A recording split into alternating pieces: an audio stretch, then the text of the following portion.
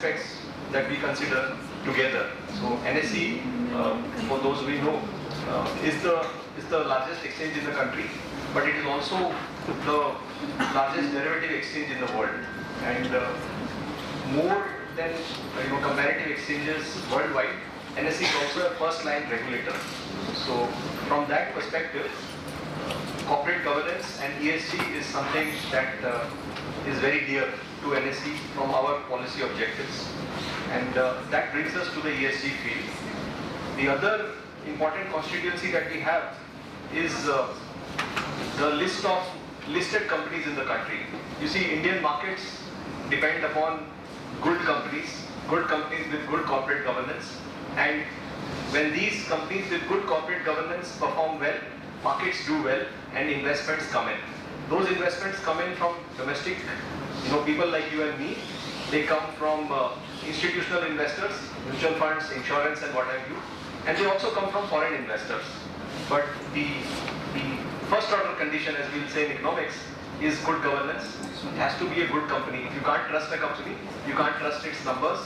And if you can't trust its numbers, there is no way you can trade on that company. So what I'm trying to do in my presentation here is to bring two aspects together. One, which is ESG, that's the topic that we have in this conference. And how does ESG translate into ownership? Now, ownership is, I'll just talk about this concept for half a minute before going into numbers. What's this? It's a mic. Mic, thank you. Yes. Technology, we are in a high-tech world. So we know the markets, and I'll talk a little bit about ownership. Ownership is, we all know about the Indian economy going to touch $5 trillion. Our GDP is about $3.2 trillion. Our market cap today is about $3.8 trillion.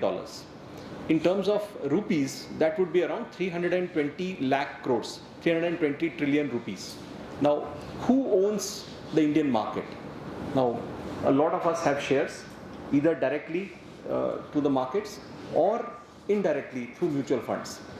And that is the ownership I'm talking about today. And if you believe that companies are good, you will want to invest in those companies, you will want to take part in the economic conditions of those companies, and when they generate profits, you want to be part of those profits as shareholders. So the topic here is, if you get good ESG scores, ESG scores are nothing if not signals of how good a company is.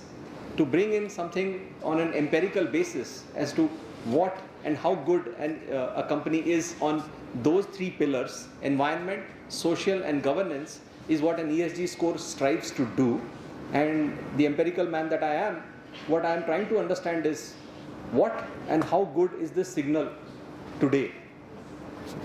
Because ESG scores have not been there around for a long while. Indian markets have been there for a long while, certainly decades, but ESG scores, you will be hard pressed to find even a 10-year time series on ESG scores today. But they are becoming very, very popular. So we are trying to again answer these two questions. I'll just move ahead now. So this is the sort of the framework or the flow chart of the presentation. I'll speak very briefly on ESG. This is a point I can move quickly looking at all the experts here. But I will dwell a little bit on ownership in India, because this is a topic I'm not sure how many of us would be very familiar with. I will speak a little bit about it. And then comes our question, how does institutional ownership relate to ESG? And then I will go through the data and methodology. We have tried to do an empirical analysis to understand the aspects here, and I'll then conclude. I already spoke about the three pillars of ESG. We know environment, social and governance is what ESG sort of stands for. This came out in the year 2004 as a portmanteau of three letters, which are individually orthogonal to each other, but together they sort of are important for companies and increasingly in today's world. And a lot of things that we talk about today, the commitment to net zero, the climate change problem that countries have today, are related in many ways to the ESG problem.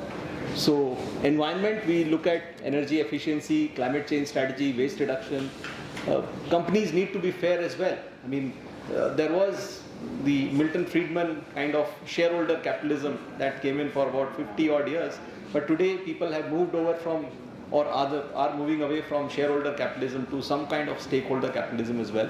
So are companies fair? Are they corporate citizens? Are they model corporate citizens? And then of course, governance that I spoke about earlier. This is just, the history of how ESG is taking hold in various ways. So in terms of companies, accounting for ESG, asset management companies looking at ESG as a theme, and as of last year, 30th March, the UN supported PRI had more than 4,900 signatories with a total AUM of $121 trillion. So that's the scale of ESG today in the world. And it is, of course, gaining prominence worldwide. There are Bloomberg estimates which say that over a third of global AUM would be ESG related by the year 2025, and that's just 2 years away. And that number would be about $53 trillion. Just to give you how big $53 trillion is, so India's market cap today, as I said, is $3.8 trillion. So when you can imagine, this is the kind of world, this is for the world, this is not for India, of course.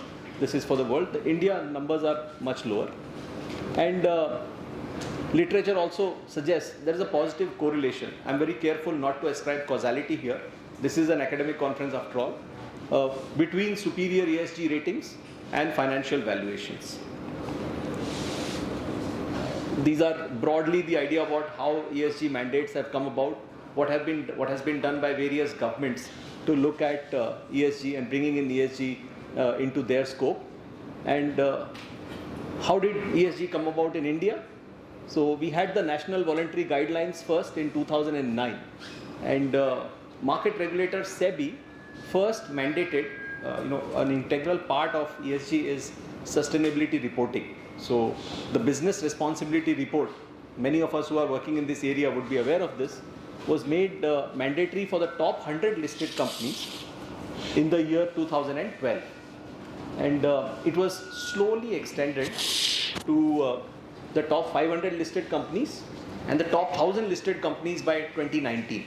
The BRSR, as we know it then, has now been extended to the BRSR, the Business Responsibility and Sustainability Report, which is much more, detailed, far more quantitative than the BRR earlier.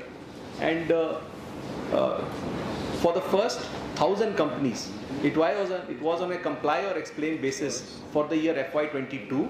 But for the year gone by, FY23, the top 1,000 listed companies of the country have had to file these BRSR reports. Those reports are still coming in. About 900 have already filed and presented to the exchanges. And I also need to mention, there's a study by CRISIL on top 225 listed companies. They find that you have a sector with higher ESG ratings, they tend to outperform their peers in the same. Basically has a positive correlation. I mean, if you have CIO, it enhances the corporate performance, ESG performance through governance practices. So this is about how institutional ownership improves scoring.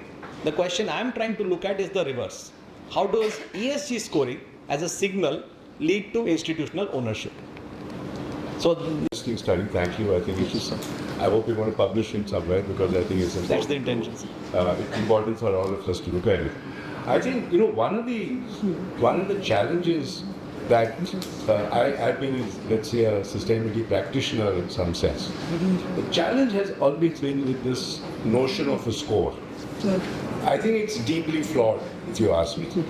And if you just want one piece of evidence, you would find, just look at 3 different raters and you see what they do, it'll be completely different. I agree. So I think that's one question that we need to think about. Yeah.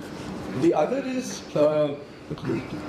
see, while ENS has some relationship with each other, establishing a model of some sort of causality as to what can you really expect from ESG. What do you expect it to do to your PAT? What do you expect it to do to your risk? And then ask the question, okay, so can FII investments be guided by this?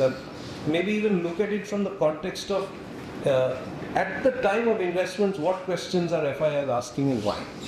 Because that today tells a bigger story than the data does, because as you said, it's early days, and the process itself is more revealing very often than the data. And there are a bunch of other things, but we can talk about it offline.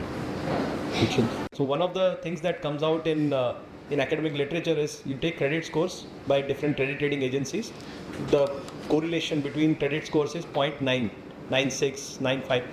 What's the correlation between ESG scores? 0.5, which basically tells you there is a 50% probability of you getting a totally different answer. So that point is very well taken, and it actually relates to the second point you made, sir.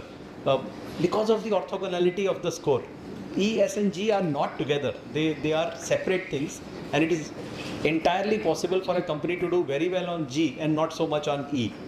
Case in point, take IT companies versus a mining company, for instance.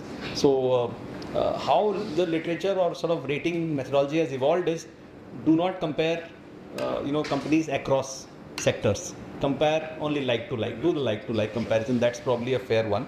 But in general, this is definitely an issue. And in fact, I may say that's coming out in our paper. So ESG scores per se are not useful. No, neither of the institutions are looking at it. But when you take the G part out, FIIs do look at the governance score. They're doing exactly the thing you're pointing out, sir. They're basically telling you by data that we're not looking at ESG scores, but we are interested in an empirical aspect of the governance that's coming, that's there. And a large part of it is perception. So, sir, your point is very well taken. It's difficult to, so for the academic, it's difficult to tease out the empirical aspect based on, what is still perception here. So that is the difficult part. And net zero commitments, so I have two thoughts, sir. India's commitment to 2070 net zero is 2070, but that doesn't mean companies are not doing so. In fact, one of our breakups of the net zero goals are, today we have 20% of our 335 gigawatt power capacity in renewables. We have done very well, but the idea is to go to take.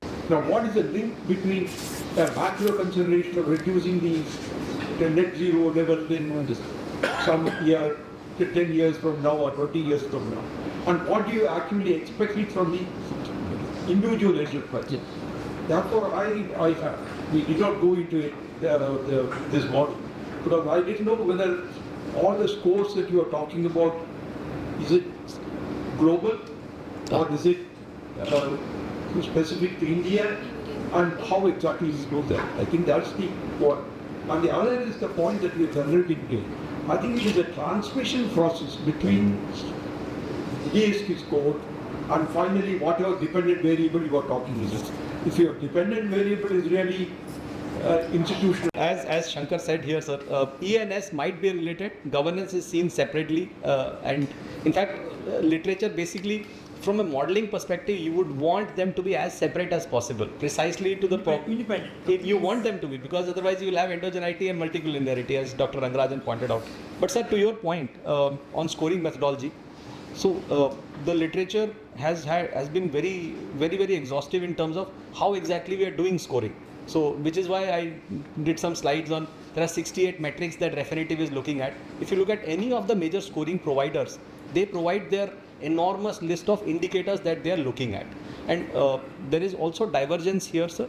So, should ESG scores be based only on public data, or should it be based on some internal information that you have about the company also? So, imagine a credit rating agency